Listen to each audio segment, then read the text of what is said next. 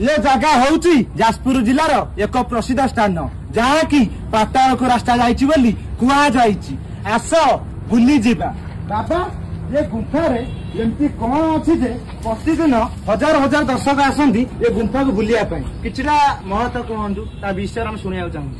देखंतु ये तो अनेक दिनर गुंफा सत्य जुगर गुंफा एठी लोक किछि सत्यर नीतिवाणी पाउछंती बोली एठी हजार हजार लोक आसंती मेला रे आउ प्रत्येक दिन 100-200 लोक आसंती जा फल एठी आसी से माने मंदिर आमर शून्य मंदिर किसी रहस्य अच्छी जहाँकि कहले सरिबो नाही।